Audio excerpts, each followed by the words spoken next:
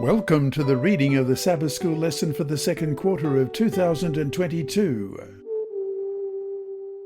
Welcome to lesson number 8 in the series on Genesis. It's titled The Promise, ready for teaching on May 21, and I'm Percy Harrold.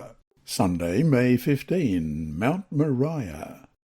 Read Genesis chapter 22, verses 1 to 12, and Hebrews chapter 11, verse 17. What was the meaning of this test? What spiritual lessons come from this amazing event? Genesis 22, beginning at verse 1. Now it came to pass after these things that God tested Abraham and said to him, Abraham? And he said, Here I am. Then he said, Take now your son, your only son Isaac, whom you love, and go to the land of Moriah, and offer him there as a burnt offering on one of the mountains of which I shall tell you. So Abraham rose early in the morning, and saddled his donkey, and took 2 of his young men with him, and Isaac his son. And he split the wood for the burnt offering, and arose and went to the place of which God had told him. Then, on the 3rd day, Abraham lifted his eyes and saw the place afar off. And Abraham said to his young men, Stay here with the donkey. The lad and I will go yonder and worship, and we will come back to you. So Abraham took the wood of the burnt offering and laid it on Isaac his son, and he took the fire in his hand and a knife, and the 2 of them went together. But Isaac spoke to Abraham his father and said, My father? And he said, Here I am, my son. Then he said, Look, the fire and the wood, but where is the lamb for a burnt offering? And Abraham said, My son, God will provide for himself the lamb for a burnt offering. So the 2 of them went together. Then they came to the place of which God had told him. And Abraham built an altar there and placed the wood in order, and he bound his son Isaac and laid him on the altar upon the wood.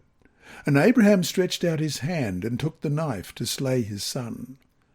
But the angel of the Lord called to him from heaven and said, Abraham, Abraham. So he said, Here I am.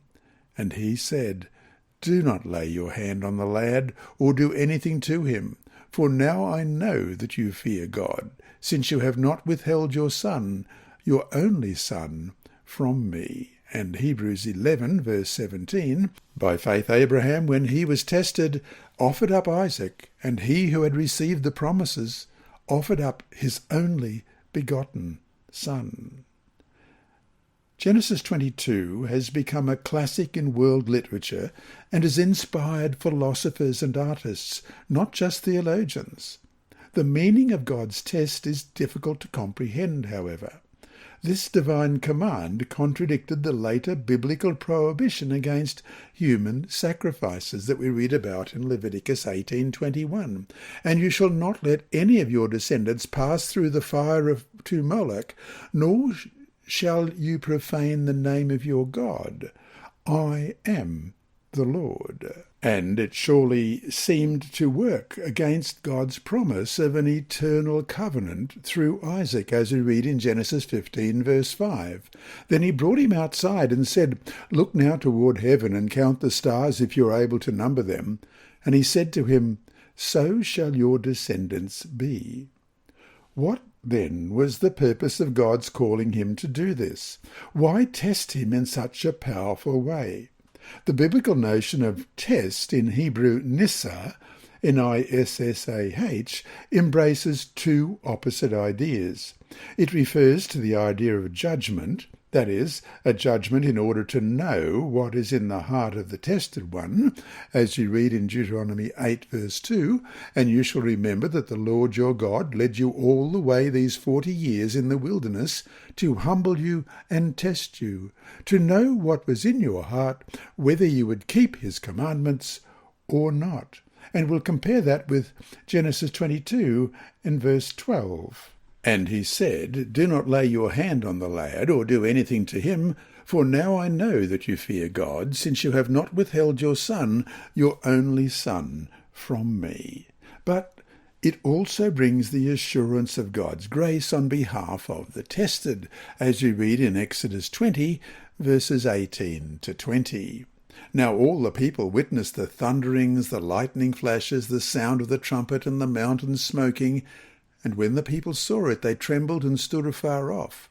Then they said to Moses, You speak with us, and we will hear, but let not God speak with us, lest we die. And Moses said to the people, Do not fear, for God has come to test you, and that his fear may be before you, so that you may not sin. In this case, Abraham's faith in God takes him to the point that he runs the risk of losing his future, his posterity, and yet, because he trusts God, he will do what God asks, no matter how difficult it all is to understand. After all, what is faith if not trust in what we don't see or fully understand? Also, biblical faith is not so much about our capacity to give to God and to sacrifice for him, though that has a role, no doubt, as we read in Romans 12, verse 1.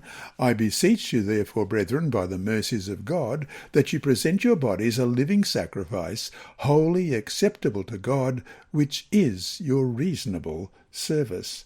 But about our capacity to trust him and to receive his grace while understanding just how undeserving we are.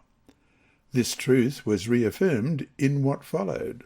All the works of Abraham, his many zealous activities, his painful journey with his son, even his readiness to obey and offer to God the best of himself, however instructive, could not save him. Why?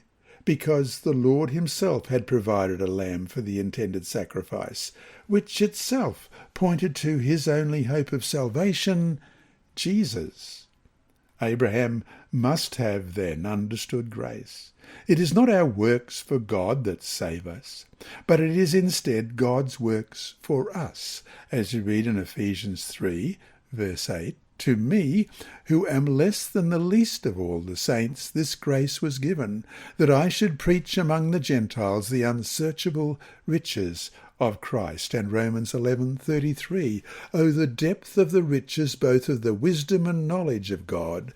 How unsearchable are his judgments, and his ways past finding out!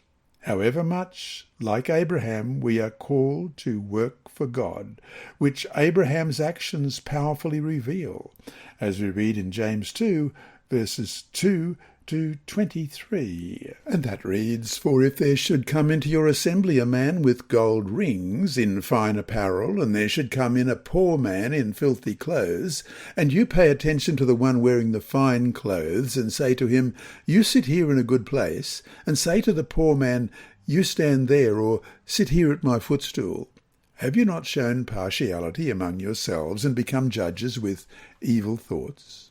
Listen, my beloved brethren, has God not chosen the poor of this world to be rich in faith and heirs of the kingdom, which he promised to those who love him? But you have dishonoured the poor man. Do not the rich oppress you and drag you into the courts? Do they not blaspheme that noble name by which you are called? If you really fulfill the royal law according to the Scripture, you shall love your neighbour as yourself. You do well. But if you show partiality, you commit sin and are convicted by the law as transgressors. And whoever shall keep the whole law and yet stumble in one point, he is guilty of all. For he who said, Do not commit adultery, also said, Do not murder. Now, if you do not commit adultery, but you do murder, you have become a transgressor of the law. So speak and so do as those who will be judged by the law of liberty. For judgment is without mercy to the one who has shown no mercy. Mercy triumphs over judgment. What does it profit, my brethren, if someone says he has faith but does not have works? Can faith save him? If a brother or sister is naked and destitute of daily food, and one of you says to them, Depart in peace, be warmed and filled, but you do not give them the things which are needed for the body, what does it profit? Thus also faith by itself, if it does not have works, is dead. But someone will say, You have faith, and I have works. Show me your faith without your works, and I will show you my faith by my works. You believe that there is one God. You do well. Even the demons believe and tremble. But do you want to know, O foolish man, that faith without works is dead? Was not Abraham our father justified by works when he offered Isaac his son on the altar?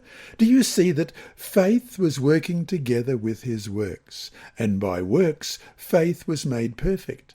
And the scripture was fulfilled, which says, Abraham believed God, and it was accounted to him for righteousness, and he was called the friend of God. And so to finish the day, what does the story of Abraham and Isaac on Mount Moriah say to you personally about your faith and how you manifest it? This lesson was read by Dr. Percy Harrold for Christian Services for the Blind.